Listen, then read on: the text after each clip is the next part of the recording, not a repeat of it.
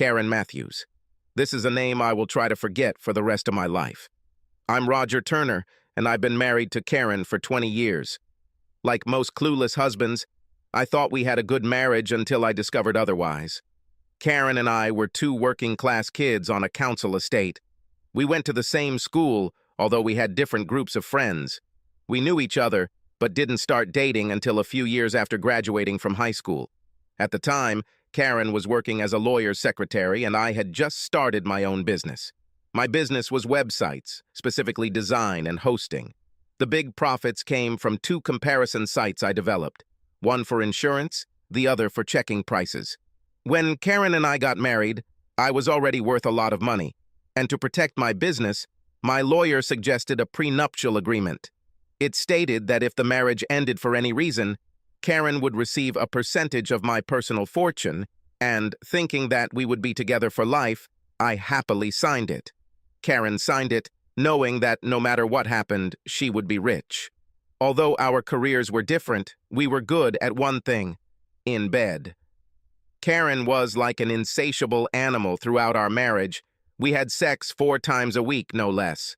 Our eldest son was born 19 months after our wedding, followed by twins 4 years later. I was now the father of 3 boys. The only thing we disagreed on was names. For some reason, Karen wanted to use names that had a biblical background. Since we weren't religious, I didn't see the point. We agreed on the name Robert for the eldest child. And 4 years later, the twins were named Ethan and Luke. Even though we both worked, we always found time on the weekends to spend together as a family. We had a nice family home in a good area. Most of our neighbors were businessmen and a few minor celebrities. We were constantly invited to parties or business events, but we often declined the invitation to spend time with the children. My business had grown to the point where I now had 40 employees, with Don Healy as my CEO and number 2. The remaining employees were either technical specialists or financial workers. As any employer knows, good employees are hard to find these days and even harder to keep. For this reason, I have always looked for incentives to retain my employees. Every year on their birthday, I gave them the day off with pay, plus paid lunch for the employee and his spouse or partner. I decided to offer all staff a private healthcare package, which had the advantage of being able to get urgent treatment rather than having to wait on the NHS waiting list. Since the package included immediate family, most employees appreciated the gesture. Part of the medical package was a health check every 2 years. There was a month left before my 45th birthday when I received an invitation for a medical examination. Thinking that I would set a good example for my employees, I agreed. The doctor asked me several questions about my lifestyle. Did I smoke? Have I been drinking? The usual questions you'd expect. He carried out all the usual checks, such as measuring height, weight, and blood pressure. To complete the tests, I was asked to take blood and urine tests. The doctor explained that they would run tests, and if there were any problems, they would contact me. I returned to work, knowing I looked healthy and fit. That evening, Karen and I talked about Robert's upcoming 18th birthday. We decided to throw a party for him, and after some deliberation, we settled on a venue. We both said we didn't want drunk 18-year-olds walking around our house. 2 days before the party, I received news that changed my life. The doctor wanted to talk to me about my test results. "Is this bad news, Doc?" I asked, sitting down where the doctor indicated. "It's not life-threatening, Mr. Turner. The problem is that you appear to have hemochromatosis. Because you lead a relatively healthy lifestyle, you do not have any obvious symptoms. With the help of certain medications, we can help control the disease." "Any ideas how I got infected?" I asked. "I'm afraid it's hereditary, Mr. Turner. The symptoms differ in each known case. Some men suffer from chronic internal pain, others live pain-free, but are infertile. You belong to the latter group." "Heredity, I better check on my sons. Doc, did you just say I'm infertile?" "Yes, Mr. Turner. The test results show that you are sterile, and based on our experience, I would say that you have always been sterile." I could tell from the expression on his face what he was thinking. The doctor told me about the medications he prescribed.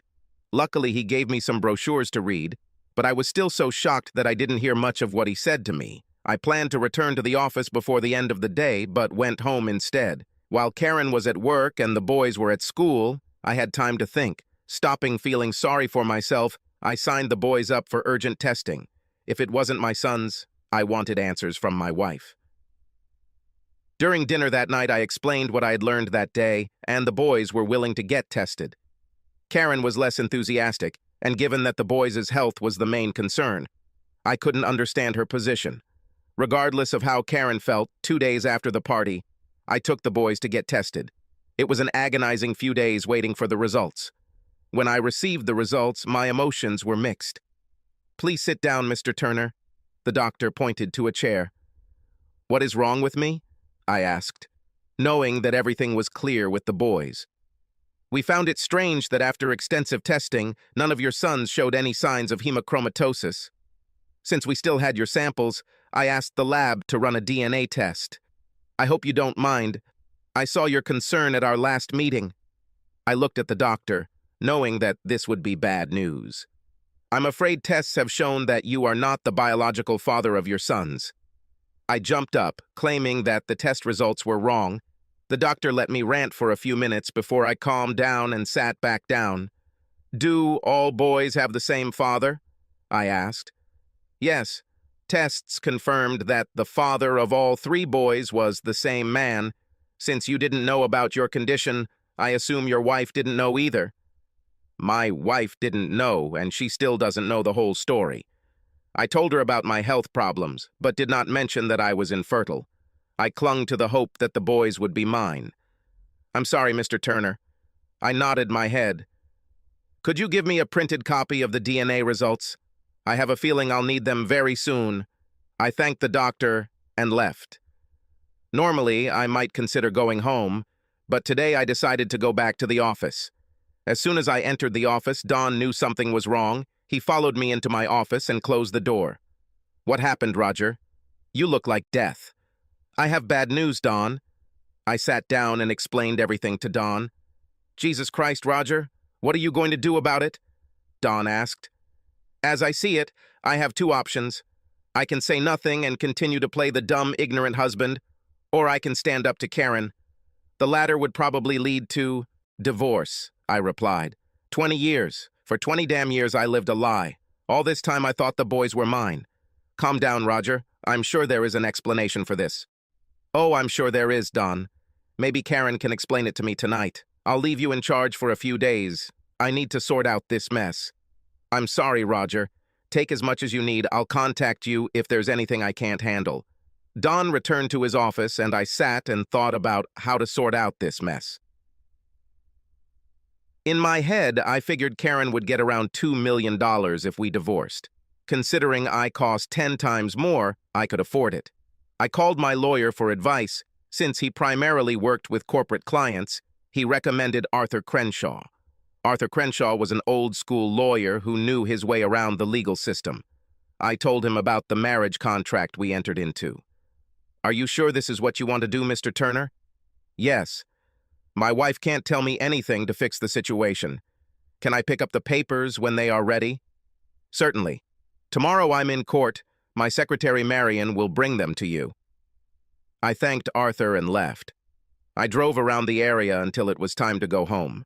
When he entered the house, the twins were watching TV and Karen was preparing dinner. "Where is Robert?" I asked. "Stayed with friends for the night." "The 4 of us are having dinner today." Karen smiled. I wondered if she would smile later after our little conversation. After dinner, the twins went to their rooms. After loading the dishwasher, I joined Karen in the living room. I had an interesting conversation with the doctor. "Is it true?" "About what?" Karen answered calmly. "The point was that the boys do not have any signs of the hereditary disease that I have. After doing all the tests, they found nothing, which seems to be very unusual. They solved the mystery when the doctor ran a DNA test. The boys' DNA didn't match mine, and I was wondering if you could explain." Karen sat silently and looked at me for a minute. "I have nothing to say? The boys are not yours?" "I fell in love with someone else soon after our wedding. My love was so strong that I wanted his children. When you and I were trying to have a baby, I used the diaphragm until I made love to him," Karen replied, almost without emotion. "If you fell in love with someone else, why didn't you divorce me and start playing at being a happy family with him?" "Because he was already married and had children. Now that we know you're infertile, it feels like I made the right decision. If it weren't for this, we would never have become parents." "I can't believe I'm hearing this. You got pregnant by another man because you fell in love with him. This means that for 20 years we lived in a lie." "I still love you, Roger. I just love someone else more." "I see, otherwise you wouldn't have given birth to his children." "I'm leaving for a while. I can't be near you right now. Today I will sleep in the spare room." I jumped out of the house and ran away. After a few drinks in the pub, I returned home to Karen, sitting and watching TV. I ignored her and went to the spare room. I pretended to be asleep when about 30 minutes later, she knocked on the door. In the morning, I took a shower, got dressed, and left the house without saying a word. After a while, Karen sent me a message. "Are you okay?" "What do you think?" I answered. Karen didn't answer. I met with Don, then spent the morning looking for a house to buy. Later that day, I picked up the divorce papers. When I arrived at the house, Karen was alone. She smiled when I entered the house. "Where are the boys?" I asked sharply. "Robert is out walking again, and the twins are with my parents. Since we need to talk, I thought it would be better if the boys weren't here." "I'm glad you assumed I'd come home." "True.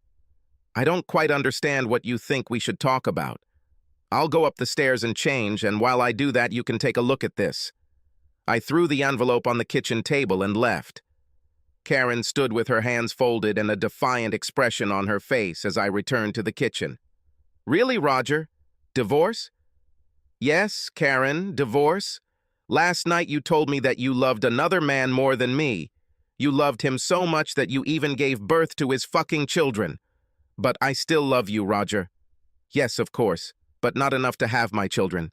The fact that I am infertile does not change anything. If we had known then, we could have adopted. You left and got pregnant by that bastard, leaving me no say.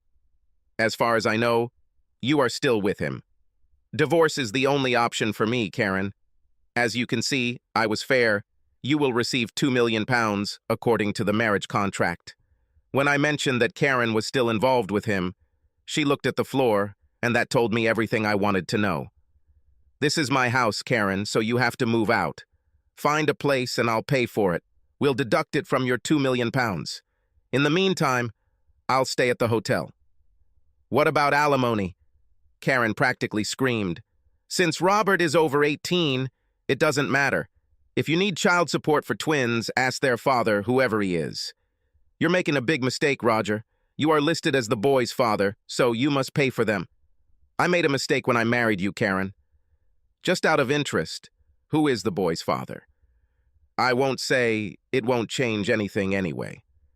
You will still go for divorce." I then went back upstairs to collect my clothes. I was going to stay at a hotel for a few nights until I got some things sorted out. Karen sat at the table and cried as I carried the suitcases downstairs. "I'll be back for things in a day or two. I'll have enough for a few days," I said without waiting for an answer. I found an apartment that I could rent for 2 months, hoping that was all I would need it for. It also gave Karen a chance to find housing. Karen called me several times asking me to change my mind, but after the last call, which was very stressful, she gave up. My lawyer said she signed and returned the divorce papers. I gave her a month to vacate the house. Robert called to tell me that he was unhappy with his mother. He asked if he could move in with me when I found a place. I told Robert that in this case, on the contrary, his mother would move out of the house. When I called to talk to Ethan and Luke, I was told they didn't want to talk to me. I heard Luke screaming that he hated me. One evening, Robert and I were talking when Karen called him. He turned on the speakerphone. "Yes, what do you need?" Robert said sharply. "Robert, don't talk to me like that. I am your mother. Show me some respect." "Respect? That's funny." Robert stopped and stared at the phone. "You brought this on yourself. You destroyed this family. I want nothing to do with you or the man you call my father. Stay away from me and don't call me again. You are nothing more than an evil witch." Robert pressed the button to end the call. "You should try to maintain some kind of relationship with your mother," I advised. "No, Dad. I don't want anything to do with her. Hopefully the twins will realize what an evil person she is and leave when they are old enough." Karen found a house for herself and the twins. She left the room for Robert, not that he had any intention of using it. I was there the day she moved out. "Take the bed, Karen. I'll buy a new one. We never did anything in the house. I don't believe a word you say, so take the bed." The twins ignored me the entire time we were in the house. They didn't look back when Karen left. Because of my wealth and status as an ordinary child who achieved well, the newspapers followed the divorce story. Public opinion was on my side. Most people believed that Karen had treated me poorly. 5 months later, the divorce was final. Unfortunately, I had to pay child support for my twins. "Roger, this is Arthur. Just calling to let you know that you are a single man whose divorce became final today." "Thank you, Arthur. I have a few questions for you. Can I challenge the child support claim? And can I get my name removed from the boys' birth certificates?" "You can appeal the claim for alimony, although this may take some time. The real father will have to take a paternity test before anything happens. He will probably try to avoid the test at all costs. There is another way. It will cost a little more, but the result will be achieved faster." "And what is the alternative?" I asked. "You can sue your ex-wife for parental fraud. This will mean that you will be removed from the birth certificate and you will be able to claim back any child support you paid after the divorce. If I subpoena her, I will ask her to name her father. She will not be able to refuse the answer if she is under oath. This way you can sue him for overdue child support. Come on, Arthur. Prepare your papers and submit them, please." "I will, Roger. I'll let you know when Karen receives them." 3 days later, I was informed that Karen had been served with parental fraud papers. I was expecting a call from Karen. Her silence worried me a little. Arthur called me and said that Karen's lawyer wanted to set up a meeting. I told him to tell them that I was not interested and we would see each other in court. On the day of the hearing, I sat with Arthur. Karen sat with her lawyer. She had a worried expression on her face. I assumed her lawyer was someone from the law firm where she works. The hearing began with me explaining why I was suing Karen. Karen's lawyer asked me questions as well as Arthur. After lunch, Karen confronted the lawyers. Her lawyer was kinder to her. Arthur was not so lenient. "Miss Matthews, your ex-husband is suing you for parental rights fraud. At a recent divorce hearing, you admitted that my client is not the father of your 3 sons. My client wants his name removed from the birth certificates and replaced with his biological father's name. Could you tell us who the real father is?" Karen sat silently, staring at the floor. "I can't. It will destroy his family and ruin his life," Karen replied. "The same way you destroyed mine," I thought to myself. The judge's voice brought me back to reality. "Miss Matthews, may I remind you that you are under oath? Please answer the question." Karen sat and looked straight ahead. She answered in a low voice, almost a whisper. "Speak up, Miss Matthews." The judge reprimanded Karen. "Lawrence Rosenthal," Karen replied, and then looked at the floor again. The young woman stood behind me and left the court. Arthur addressed the judge. "Your Honor, Ms. Matthews has named her children's biological father. All my client wants is for his name to be removed from the birth certificates." Arthur came back and sat down next to me. The judge looked down at some papers. "I decided that Miss Matthews had deceived her ex-husband into believing that he was the father of 3 children when he clearly was not. Miss Matthews, I sentence you to 6 months imprisonment, suspended for 2 years. If you appear in court for any offense, those 6 months will be added to any sentence imposed. Is that clear?" Karen answered in the affirmative. Turning to me, the judge said, "Mr. Turner, by court order, your name will be removed from the birth certificates of Ms. Matthews' children. Since you have been proven not to be the father, I release you from any financial obligation regarding child support." "Thank you, Your Honor," I replied. We stood while the judge left the courtroom. Arthur collected his papers and we left the court. Karen came up to us in the foyer. "I hope you're satisfied, Roger? You've probably ruined a person's life, not to mention ruined their marriage. With your money, You could afford to pay child support for a few more years. If you don't mind, I need to talk to Larry and tell him what happened. I hope I never see or speak to you again, Roger. Arthur spoke. Miss Matthews, I don't know what you're going to say to Mr. Rosenthal. I think it's fair to warn you that 10 minutes ago, he was served with child support documents. Good day. Arthur and I walked away, leaving Karen crying. How did you manage to serve Rosenthal so quickly? I asked Arthur. Marion prepared the documents, we only needed his name. When Karen said who it was, my assistant left the court to call Marion. She printed out the papers and handed them to the waiting bailiff. Mr. Rosenthal was notified before the hearing ended. Arthur smiled. The attorney told me that Rosenthal fainted when he opened the envelope. He was being taken away in an ambulance as Karen entered the office. As with my divorce, all the newspapers were involved. Larry Rosenthal became a celebrity when newspapers appeared in stores the next day. It was through the media that I found out what happened. When the senior partners learned what had caused Rosenthal's downfall, they compounded his woes and fired him. His relationship with Karen was against company policy. Karen was also fired. My case against Rosenthal was left to chance. His wife cleared it in a messy divorce. The court entered into his personal file a note that he owed me $450,000, but I didn't expect to see a penny of it. Money wasn't a problem for me, I just wanted to ruin his life like he ruined mine. True to her word, Karen has not spoken to me since that day in court. Larry moved in with Karen when his wife kicked him out, and as far as I know, they are still together. Robert lives with me. He still refuses to acknowledge his mother and biological father. Now I divide my time between business and friends. I have a few girlfriends with benefits, but none of them are serious, as I have no intention of getting married again.